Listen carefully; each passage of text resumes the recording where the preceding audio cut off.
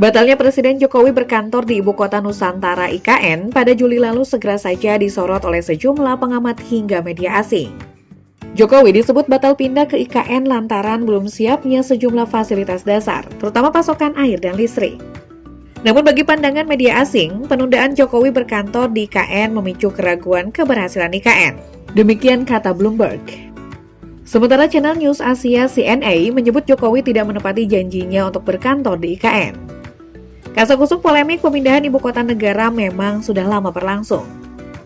Mantan Capres Anies Baswedan dan partai oposisi PKS bahkan sejak jauh hari sudah menolak upaya pemindahan ibu kota dan menjadikannya salah satu janji kampanye Pilpres 2024.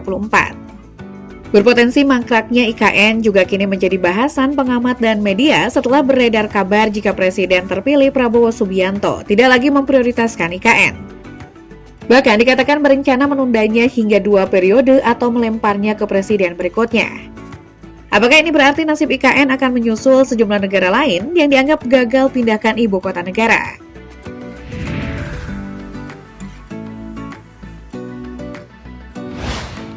Mengantisipasi gerakan pro-demokrasi yang kian berkembang, pemerintah junta Myanmar memutuskan pada tahun 2001 untuk memindahkan ibu kota dari pesisir Yangon ke Naypyidaw yang terletak di pusat.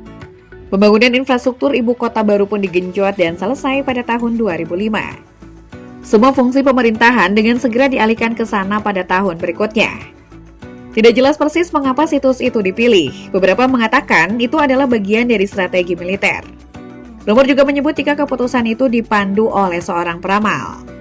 Namun sayang, kantor-kantor pemerintah, hotel hingga fasilitas umum yang tersebar di seluruh kota kosong melompong. Pejabat pemerintah yang tinggal di sana cenderung meninggalkan keluarga mereka di Yangon karena kurangnya fasilitas komersial dan pendidikan di ibu kota baru.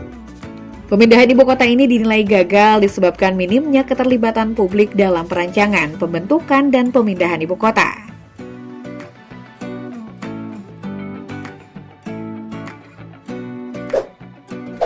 Gini Khatulistiwa atau Equatorial Guinea merupakan negara yang berada di benua Afrika bagian tengah.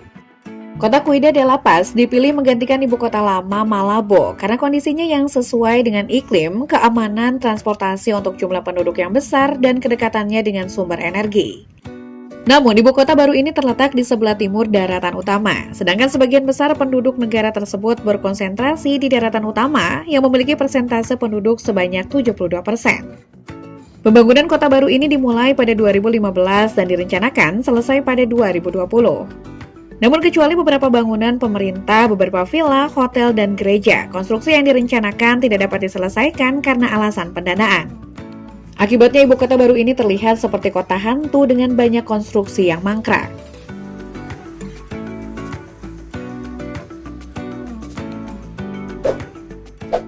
Ibu kota lawas Sydney pernah bersaing dengan Melbourne untuk menjadi ibu kota negara Australia.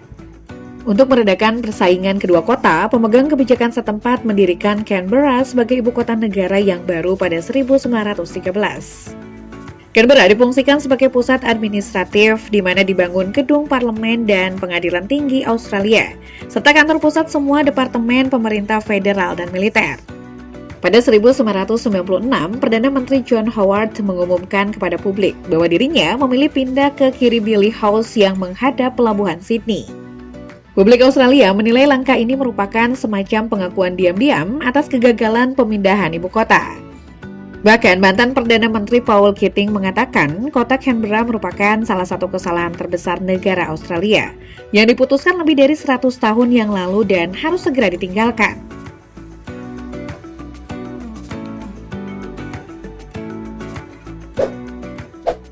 Kazakhstan pernah memindahkan ibu kota Almaty ke Astana yang pada 2019 dan berganti nama menjadi Nur Sultan. Alasan pemindahan ibu kota tersebut adalah kurang lebih sama dengan Indonesia, yaitu kota sebelumnya sudah terlalu ramai dan rawan gempa bumi. Meski begitu, saat ini Kazakhstan mengalami tekanan ekonomi justru ketika setelah memindahkan ibu kotanya. Selain itu, kebijakan ini juga tidak menarik minat penduduk untuk datang ke ibu kota baru.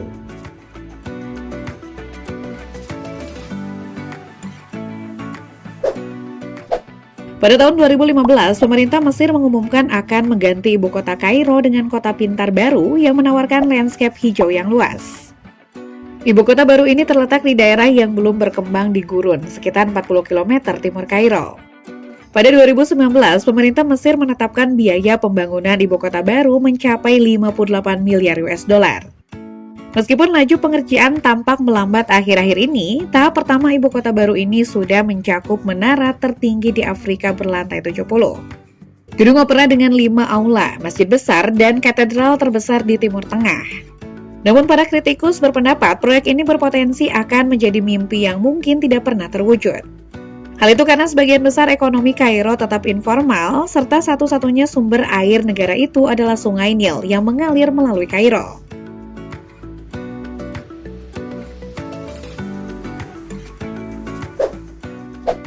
Pada 2004, Presiden Korea Selatan Roh Moo-hyun berupaya memenuhi janji kampanyenya dengan membuat undang-undang khusus tentang pembentukan ibu kota administratif baru. Guna merelokasi ibu kota negara Seoul dengan membangun ibu kota baru Sejong di Provinsi Chungcheon untuk menjalankan fungsi administratif. Dalam prosesnya, undang-undang khusus tersebut diuji konstitusionalitasnya oleh warga Korea Selatan dari berbagai wilayah dengan alasan belum adanya revisi terhadap konstitusi. Sebenarnya presiden terpilih berikutnya dari partai oposisi Lee Myung-bak menginginkan agar Sejong dijadikan Industrial Science and Education Hub. Namun usulan ini ditolak oleh DPR Korsel. Sejak Juli 2012, Sejong memperoleh status sebagai kota otonomi khusus yang dibangun dengan konsep Sejong Smart City.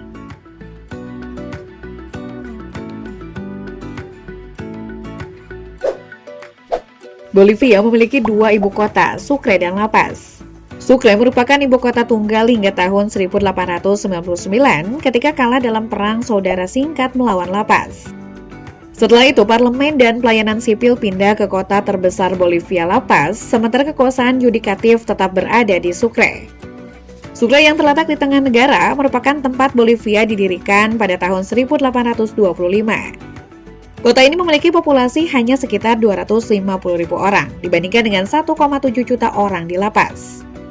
Pada 2007 diusulkan untuk memindahkan parlemen dan pemerintahan kembali ke Sucre. Namun usulan ini memicu protes massal di La Paz yang digambarkan sebagai protes terbesar yang pernah terjadi di sana. Usaha untuk memindahkan pusat pemerintahan kembali ke Sucre akhirnya ditinggalkan dan hingga saat ini Bolivia masih memiliki 2 ibu kota. Dengan demikian, Bolivia memiliki Sucre sebagai ibu kota konstitusional dan sejarah, sementara La Paz memiliki ibu kota administratif.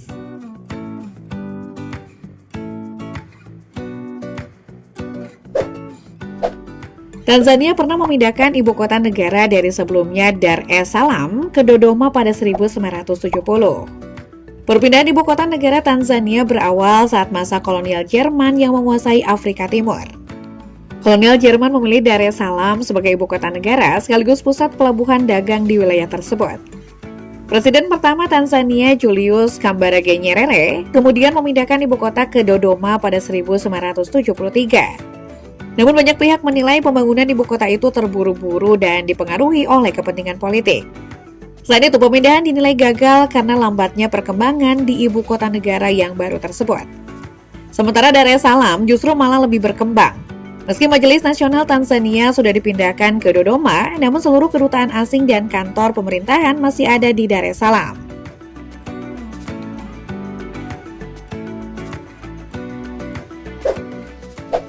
Malaysia pernah memiliki rencana pemindahan ibu kota pada tahun 1999 lalu ke Putrajaya.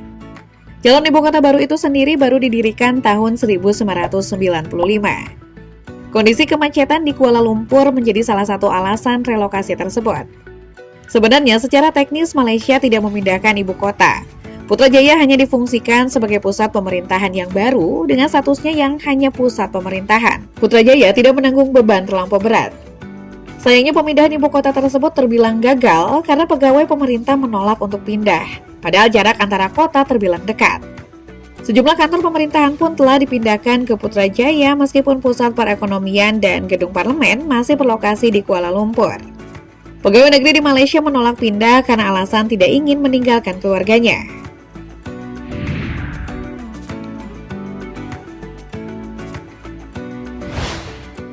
Sebelum proyek IKN, Indonesia pernah punya pengalaman gagal memindahkan ibu kota negara. Presiden Soeharto pernah berencana memindahkan ibu kota dari Jakarta ke daerah Jonggol, Jawa Barat. Kepres pengembangan kawasan Jonggol itu nantinya akan menjadikan wilayah perkotaan yang di dalamnya terdapat kawasan permukiman, industri, kawasan perdagangan, kawasan pendidikan, pusat kota, dan pemerintahan. Di sekitarnya akan ada pula kawasan pertanian, perkebunan, hutan lindung, waduk, dan bendungan. Sayangnya ketika proyek itu mulai berjalan, krisis moneter yang melanda menyusul tumbangnya rezim Soeharto akhirnya mengubur rencana relokasi ibu kota baru tersebut. Apakah nasib IKN akan sama dengan nasib Jonggol dan calon ibu kota negara lainnya?